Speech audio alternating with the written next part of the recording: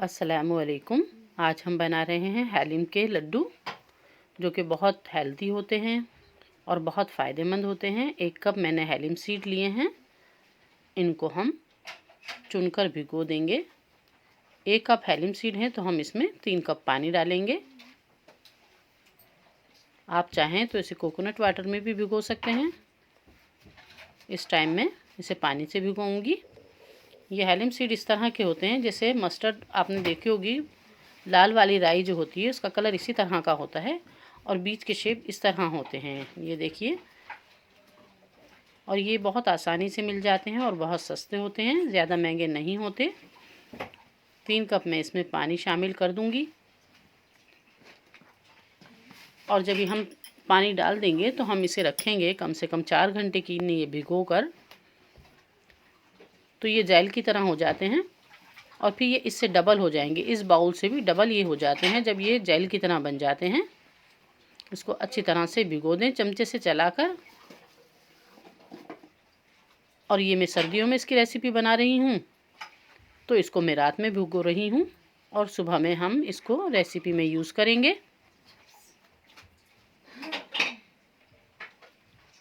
इसकी तासीर गर्म होती है तो इसलिए हम इसे सर्दियों में बना रहे हैं। ये जेल की तरह इस तरह से हो जाते हैं जैसे आपने देखा होगा तुखमीरा या अलसी हम भिगो देते हैं, वो जेल की तरह बन जाती है। ये भी इसी तरह से हो जाते हैं। बस इसके लिए अब मैं सामान लूँगी। ये देखिए, ये इस तरह से भीग चुके हैं। अब ये हम सुबह में इसकी रेसिपी के लिए हम तैयारी कर रहे हैं। ये इस तरह से बन चुके हैं। मैंने थोड़ा दूसरे बाउल में भी ट्रांसफ़र कर लिया था ये। अब 2.5 कप मैंने सूखा हुआ नारियल लिया है ग्रेटेड। 2 कप हमारी गुड़ है जिसको हमने कूट लिया है, मैश कर लिया है। और 50 ग्राम किशमिश ली है हमने इसमें, इसको भी मैंने चॉप कर लिया है। 100 ग्राम काजू हैं, ये भी हमने छोटे छोटे काट लिए हैं। और 100 ग्राम कुकम्बर सीड हैं, खीरे के बीज, इनको भी हमने चुन कर रख लिया है। सबसे पहले मैं एक कढ़ाई में 2 कप सूजी को अच्छे से भूनकर एक तरफ रख लूँगी। ये मैं आपको बाद में बताऊँगी कि ये मैंने क्यों भून कर रखी है। इसके भुनने के बाद 1 टीस्पून हम देसी घी लेंगे, वो गरम करेंगे। और ये देखिए इस तरह से हमारे जेल की तरह बन चुके हैं सीड। ये हम घी में शामिल कर देंगे और इसको चलाते हुए बाकी और जो है वो बीज भी मैं इसमें शामिल कर दूंगी और इसको चलाते हुए गर्म होने देंगे। उबाला आने से पहले ही हम इसमें गुड़ शामिल कर देंगे। जब गुड़ इसमें शामिल हो जाएगा, गुड़ शामिल करने की वजह यह है कि जब इसमें उबाल आएगा तो हम अच्छे से गुड़ को मिक्स कर चुके होंगे और टेस्ट कर लेंगे कि इसमें मिठास कितनी है। ये अभी इसमें देखिए उबाल नहीं आया है तो मैं इसमें अब ये गुड़ शामिल कर रही हूँ। अब इसको हम चलाते हुए मिक्स कर लेंगे। बस इसी में ये गुड़ भी हमारा घुल जाएगा और उबाल भी इसमें आने लगेगा और इसको हम चलाते रहेंगे। ये बहुत कम, ये समझ लीजिए 1 टीस्पून मैंने इसमें देसी घी लिया है। बहुत कम घी में बनकर तैयार होते हैं और बहुत ज़्यादा फ़ायदेमंद होते हैं। ये समझ लीजिए खून बनाने के लिए बहुत अच्छी ग़िज़ा है। ये पक चुके हैं, गुड़ भी इसमें शामिल हो चुका है और इसका कलर भी तब्दील हो चुका है गुड़ पकने की वजह से। अब मैं इसे टेस्ट कर लूँगी। मीठा इस टाइम पे हम जो टेस्ट करें तो थोड़ा हमें तेज़ रखना है। ये जब बनकर तैयार होंगे तो फिर बिल्कुल ठीक बैठेगा हमारा मीठा इसमें। तो इसलिए इस टाइम पे हमें टेस्ट करना ये ज़रूरी है कि ज़्यादा मीठा होना चाहिए। मुझे थोड़ा कम लगा तो मैंने इसमें थोड़ा गुड़ और शामिल कर दिया है और हम इसको मिक्स कर देंगे। ये भी बहुत अच्छी तरह से मिक्स कर देंगे। फिर हम इसमें डालेंगे कोकोनट जो हमने ग्रेट कर लिया है। ये 2.5 कप हमने कोकोनट लिया है, इसे बहुत अच्छी तरह से मिक्स कर देंगे। फिर हम दूसरी चीज़ इसमें शामिल करेंगे। पहले अच्छी तरह से इसको मिक्स कर दें ताकि ये एक जगह इकट्ठा ना हो।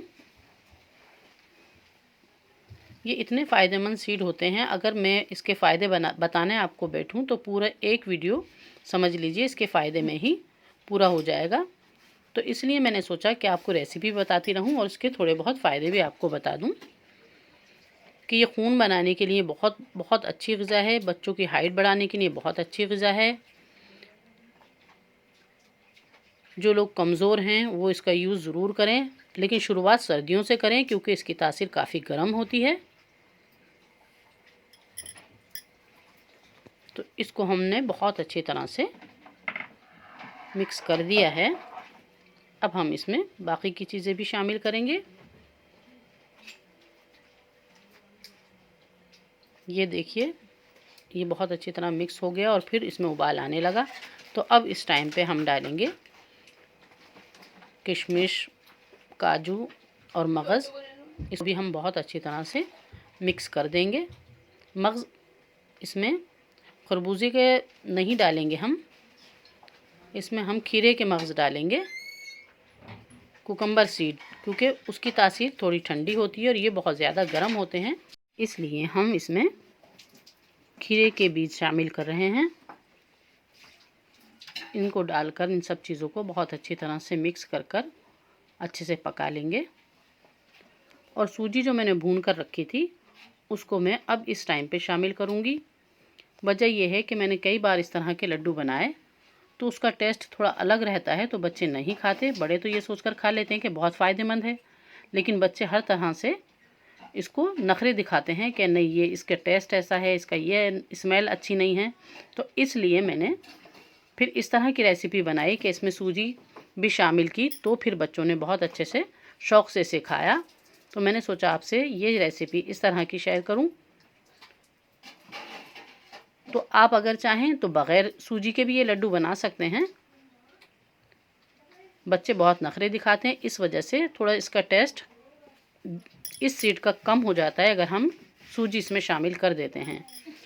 और ये वज़न कम करने के लिए भी बहुत अच्छे हैं। जिनको अपना वज़न कम करना है तो ऐसे ही 3 से 4 घंटे के लिए ये सीड भिगो दें और सुबह पानी में उबाल कर इसे पी लें गुनगुना सा करके। तो ये वज़न कम करने के लिए बहुत अच्छे हैं। जिनको बहुत पुराना कब्ज़ रहता है ये उसके लिए भी बहुत फ़ायदेमंद है, वो हेलिम सीड का दूध बनाकर पी लें। और ये मांसपेशियों के लिए भी बहुत बहुत अच्छा है। ये मांसपेशियों को मज़बूत करता है, बहुत ताकतवर है, खून बनाता है, हाइट बढ़ाता है। और जिन माँओं के घर नया मेहमान आया है, नए छोटा बेबी आया है, उन माँओं के लिए भी ये बहुत अच्छा रहता है, बहुत ताकत देता है। अगर हम किसी बड़े को ये सीड देंगे तो 1 टीस्पून सर्दियों में शुरू करें, और अगर 10 साल के बच्चे से शुरू करेंगे तो हाफ़ टीस्पून, और 10 साल से छोटे बच्चे 4 साल 5 साल के लिए हम 1/4 टीस्पून इन बीजों का इस्तेमाल करेंगे दिन में 1 मरतबा।